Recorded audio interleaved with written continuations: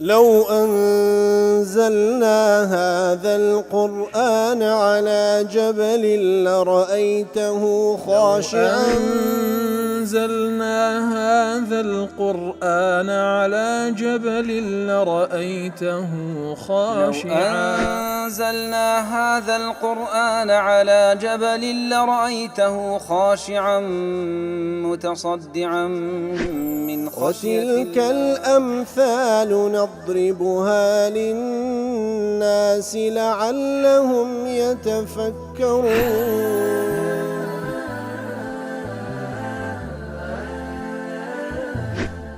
الحمد لله والصلاة والسلام على رسول الله وعلى آله وصحبه ومن والاه. السلام عليكم ورحمة الله. برزان خوش حالم لواني 1287 لواني كان تفسير القرآن بيروز بيم وخزمتان ومن بس رزامني رب العالمين وهي دار مئوي آز السودي اللي والبقرن. أعوذ بالله من الشيطان الرجيم. بسم الله الرحمن الرحيم. قالوا نفقد صواع الملك ولمن جاء به حمل بعير وأنا به زعيم. بەڵێ خۆشەویستان وەکولا وانەی ڕابردوو باسمان لە ئاەتەکان پێشووتر کرد کە خوای گەورە سوبحانە وتەعالا باسی لەو خوتەیە کرد لەو پیلانەی کەوە یوسف عەلەیهی سەڵات وسەلام دایڕێشت لە بەستی جێڕانەوەی براکەی خۆی لە دوای ئەوەی کەوە بارەکەی لۆبار کردن فەرمان کرد بارەکان لۆبار بکرێ ئیتر ئەو سیقایە واتە ئەوەی کەوە وەکو ئەوها زانان دەفەرمون هەم پادشاکە ئاوی لێ دەخواتەوە هەم بەو سیقایەشە و بەو مقیاسەشە ئازوقەکە قیاس دەکرێ دیتیان یوسف عەلەیهی سەڵات وسەلام ئەو سیقایە لە ناو باری براکەی خۆی دانا ئیتر کە ڕۆیشتن ئەو جەماعەتێک کە لەوێ بەو کارە هەڵدەستن دیتیان ئەو سیقایە نەما یەکسەر بانجی ئەو مەجموعان کرد ئەو قافلەیەکەوە بوەستن لە بەرەوەی ئەنگۆ دزیتان کردێ ئەوانش کە بیستیان گوتیان و ڕوویان لەوان کرد ماذا تفقدون چتان لێ بزر بووە. قالوا نفقد صواع الملك کەواتە منادیەکە و بانگبێژەکە گوتی بانگبێژەکە و ئەوەی کە لەگەڵی دانا گوتیان نفقد صواع الملك نفقد الإناء الذي يشرب فيه الملك ويكيل به الطعام. ئەو مقیاسەمان لێ بزر بووە ئەو قاپە یاخود ئەو شتێکەوە ئازوقەی پێدەپیرێ و هەروەها مەلیک پادشا کە ئاوی پێدەخواتەوە هەر بەوەش ئازوقەکە قیاس دەکرێت ئەوەمان لێ بزر بووە. ابن عاشور دەڵێ نفقد صواع الملك کاتێکەوە ئەو سواعە دەدرێتە پاڵ مەلیک و دەدرێتە پاڵ پادشاکەی لەبەرچی لتەشریفه کەواتەی بگەین ئەو سواعە ئەو مقیاسە ئی پادشایە کەوات شتێکی کەم نییە وتەهویلی سەریقەتی على وجه الحقیقة و هەروەها کەسێک بچی ئەوەی بدزی ئەوە شتێکی مهمی ئی پادشای دزیە لأن شؤون الدولة كلها للملك بەڕێوەی بەڕاستی ئەو کاروبارەی ئەو وڵاتەی هەمووی لە ئەسڵەوە دەگەڕێتەوە دەدرێتە پاڵ مەلیکەکە لە بۆ ئەوەی کەوا بزانرێ گەورێ. ويجوز أن يكون أطلق الملك على يوسف عليه السلام تعظيما لاحتمال شليردا ملكة كما بستيان تدا يوسف بهرسند أو تنها وزير مالية لخزيني دولتي لبردستا بلام احتمالش ما بستك بابرين ليردا كوصف يوسف دكريب ملك بويكوا فعلا وكو قوردانانك لبو يوسف عليه الصلاة والسلام كوابو شوي وصف دكن ئیتر ئەوەی کە لێمان بزر بووە سواع المەلیکە ئەو مقیاسەیە کەوا هەم ئاوی لێ دەخواتەوە پادشا هەم وەکو مقیاسەکە ئازوقەی پێدەپیورێ. ئیتر ولمن جاء به حمل بعير ولمن جاء بصواع الملك حمل بعير من الطعام. ئیتر هەر کەسێک بیدۆزیتەوە لە بۆمان بینیتەوە بارێکی وشتری بە زیادۆ دەدەینێ. قال القرطبي البعير هنا الجمل في قول أكثر المفسرين ولمن جاء بحمل بعير بارێکی وشتری دەدەینێ وشتر قول أكثر المفسرين واتا باری وشتری پێدە بەخشین. وقيل أنه الحمار هەندێک دەڵێن وڵاخ و گوێ درێژە مەبەستیان ئیتر هەندێک لە لغات عەرەبیش بە حەمیریش دەگوترێ بە حیماریش دەگوترێ بەعیر وەکو مجاهد وا دەڵێتن و ئەو ڕەیەی اختیار کردیە. بە هەر حاڵ هەر کەسێک بینیتەوە هەر کەسێک ئەو سیقایە و ئەو سواعەمە لۆ بیبینیتەوە ئەوە ئێمە باری وشترێکی پێدەدەین. لە ئیکلیلی سیوطی دەڵێ ئەو ئاەتە ئەسڵێکە لە بە مەشروعیەتی جوعالە. جوعالە چییە؟ ما يجعل للإنسان على شيء يعمله واتە بابلین هەدیەیەک دابدرێ هەر کەسێک فلانە کارمان لێ بکە ئێمە ئەو هەدیە پێدەبەخشین ئەو پێگوترێت جوعالە واتە لە مقابل ئەوەی کەوا ئەوی شەمان لێ دەکا ئێمەش ئەو شتەی پێدەبەخشین ئەو ئاتە ئەسڵە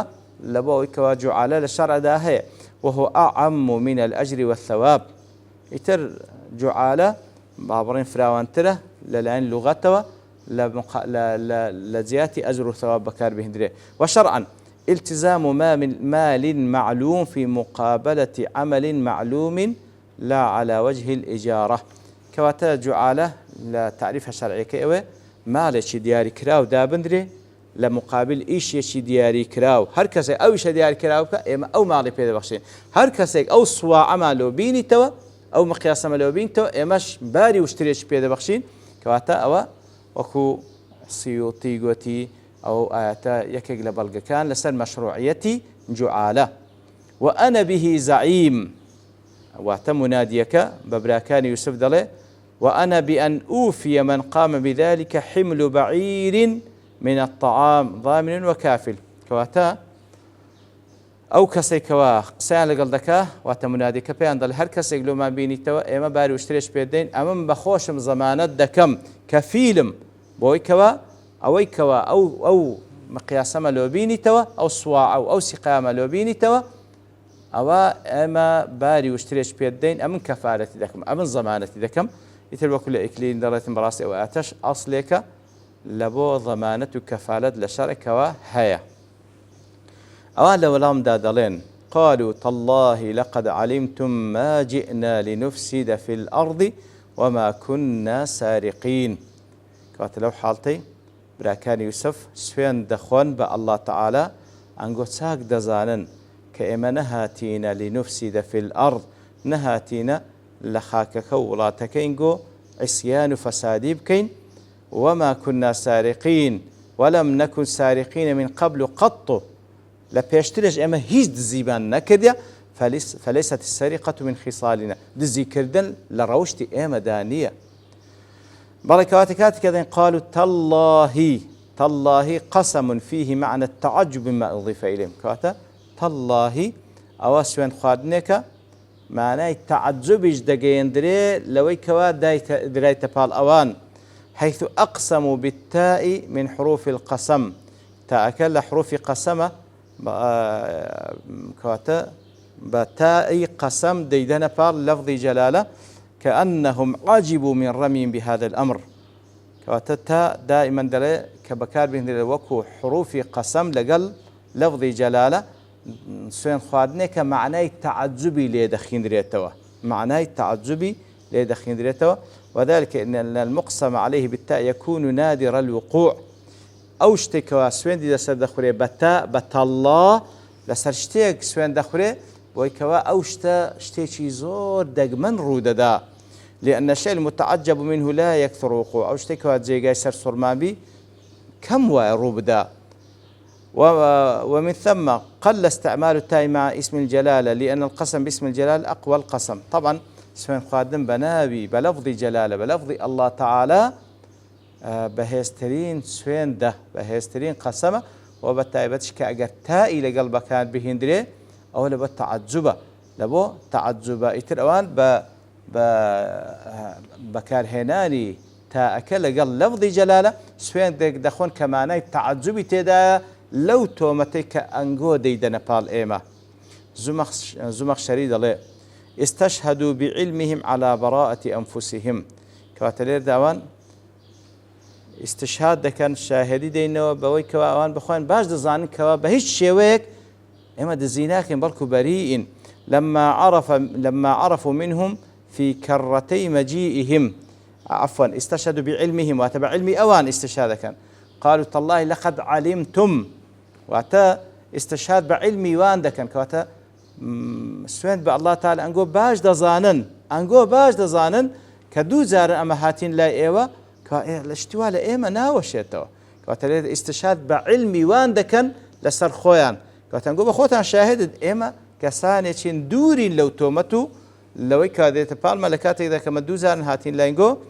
هاتينا وخاك ولاتينجو ويكوا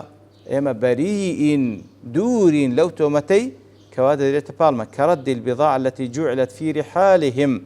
حتى وكون دەزان دەفەرمو ئەو پارەی کەوا یەکەم جار یوسف عليه الصلاة والسلام کە فەرمانی کرد کە ئەوان هاتینە بەو پارەی ئازوقەیان کڕیە یوسف فەرمووی پارەکەشیان لە بۆ دابنێنەوە کە چوونەوە کە دیتیان پارەکە لەدانرایەوە دیسان هاتنەوە وەکو سلماندنی ئەمانەتی خۆیان نەبادا مقابل لە بیر چوو بکاکە ئەو پارەیەتان لە بیر چوو بوو بجێڕنەوە کاتۆش بەڵگەیە لەسەر ئەمانەتی ئەوان ئیتر ئەنگۆ چاک دەزان ئێمە چەندە ئەمین و دووری لەو تۆمەتەی دەخرێتە پاڵ ئێمە. ابن عاشور دەڵێ ئەکەدوا ذلك بالقسم بالتأكيد براءة خوان كر بسوين خادن ونفوا عن أنفسهم الاتصاف بالسرقة بأبلغ مما نفوا به الإفساد عنهم. تمشاكا يعني لذا قالوا تالله لقد علمتم ما جئنا لنفسد في الأرض وما كنا سارقين كواتدوش الأخوان في ذلك نهاتينا معصية فساد كان لصروي زوي بتابد لصروي زوي مصر وانا ايمج وصف ذكرين با كساني شي دزي وكسانش دزي كار كواتا دلي دزيكي لأخوان نفي دكنو ببهيستر لوي كوا نفي فسادكي لأخوان دكن وذلك بنفي الكون سارقين دون أن يقول وما جئنا لنسرق كواتا ما جئنا لنفسد في الأرض بصيغي فعل نهاتينا فسادي بكينو معصية بكين لسر خاكو ولاتينغو ونشانغو وما جئنا لنسرق نهاتينا دزيج بكين بلكو وما كنا سارقين اصلا ايه ما بهي شيء وصف ناكرين بس بدزي كوا دزي ما كدبي لا بيشتريشو لا استاشا ولويا نفي سرقه كي بهيستر ددنوا لو كوا نفي فساد لاخوان دكان سعدي دلي العمل بالشريعة فيه إصلاح الأرض والبلاد واستقامة الأمور براسي كاركردن بشرعتي خواي قورة سبحانه وتعالى تسيلي بباش دكوي إصلاح الأرض والبلاد براسي أو زاوية ساق دبي أو لا تراس طري دبي واستقامة الأمور كارباركان هموي دكونا سرسكا والعمل بالمعاصي كاركردنج بمعصية من السرقة وغيرها كاركردنج بمعصية بدزي بهر شويك بي في فساد ذلك بعكسه كاركردن بمعصيته بدزي براستي ببيت سوانوا لزياتي إصلاح الأرض إفساد الأرض بي كاركان ناكون سرسكا طبعا أولا كاتب القط الله لقد علمت ما جئنا لنفسد في الأرض براستي دزي كردن فسادية ببيت سوانوش دزينا كردن بابنبون بشريعة خواهي قولا إصلاح لسروي زبي وكم في القرآن من التصريح أن العمل بالمعاصي ومخالفة الرسل فساد للأرض لسندين زيقاهات يكوا خواهي قولا ما بازدك كبراستي